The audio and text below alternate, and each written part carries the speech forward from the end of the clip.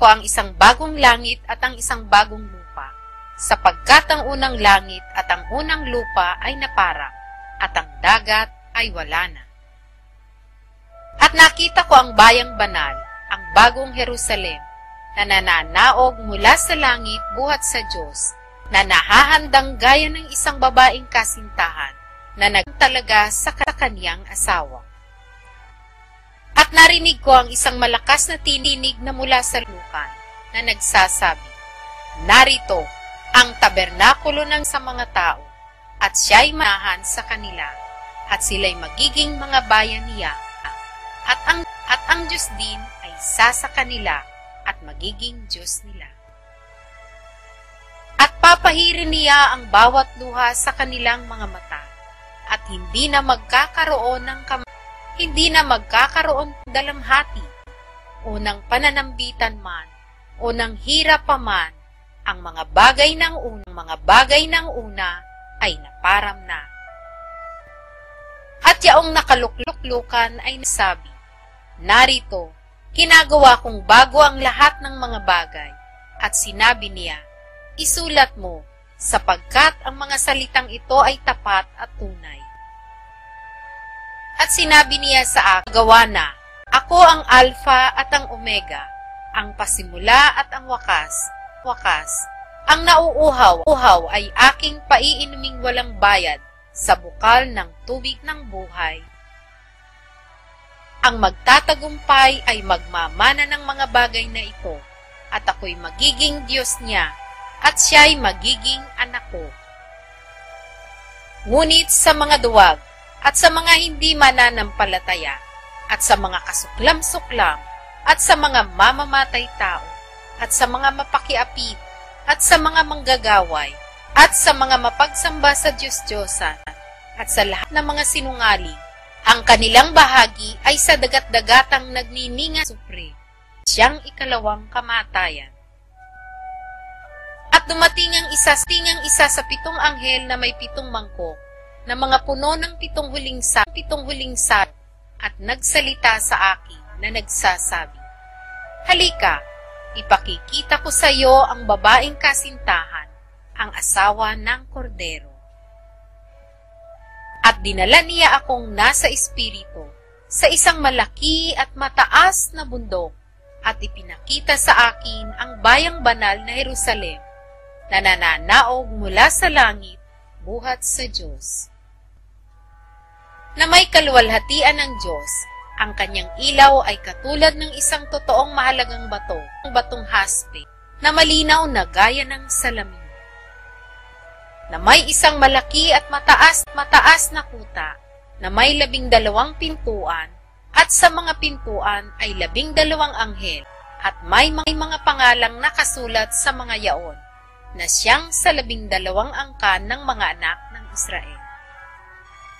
Sa silanganan ay may at sa hilagaan ay may 3 pintuan, at sa timugan ay may 3 pintuan, at sa kalunuran ay may 3 pintuan. At ang kuta ng bayan ay may 12 pinagsasaligan, at sa mga ito'y ang 12 apostol ng kordero. At ang nakikipag-akin ay may panukat na tambong ginto, upang sukatin ang bayan, at ang mga pintuan nito, at ang kuta nito. At ang pagkatayo ng bayan ay parisukat, at ang kanyang haba ay gaya ng kanyang luwang, at sinukat niya ng tambo ang bayan, ay 12,000 estadyo. Ang luwang at ang taas nito ay magkakasukat. At sinukat niya ang kuta nito, ay 144 na siko, ayon sa makatibagay ng isang anghel. At ang malaking bahagi ng kuta niya at ang bayan ay dalisay na ginto, na katulad ng malinis na bubog. Ang mga pinagsasaligan ng kuta ng bayan ay may pamuting sari-saring mahalagang bato. Ang unang ay haspe, ang ikalawa ay safiro, ang ikatlo ay kalsedonia, ang ikaapat ay esmeralda, Ang ikalima ay sardo, ika-anim ay sardio, ang ikapito ay krisolito, ang ikawalo ay berilo, ang ikasyam ay topasyo, ang ikasampu ay krisopasyo, ang ikalabing isa ay hasinto, ang ikalabing dalawa ay amatista.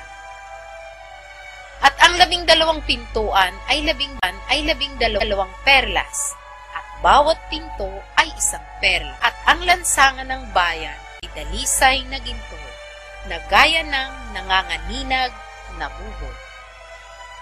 At hindi ako nakakakita ng templo doon, sapagkat ang Panginoong Diyos, ang makapangyarihan sa lahat, at ay siyang templo doon. At ang bayan ay hindi nangangailangan ng araw o ng buwan man upang lumiwanag sa kanya, sapagkat niliwanagan ng kaluwalhatian ng Diyos, at ang ilaw doon ay at ang mga bansa ay lalakad sa pamaliwanag nito. At ang mga hari sa lupa ay mga dadala ng kanilang karangalan sa loob niya. At ang mga pintuan niyaon ay kailanman saan, sapagkat hindi magkakaroon doon ng gabi. At dadalhin nila sa loob niyaon ang karangalan at kapurihan ng mga bansa. At hindi pasok doon sa anumang paraan ang anumang bagay na karumal-duman, o siyang gumagawa ng kasuklam-suklam ng kasinungalingan, kundi yaon lamang na mga nakasulat sa aklat ng buhay ng Kordero.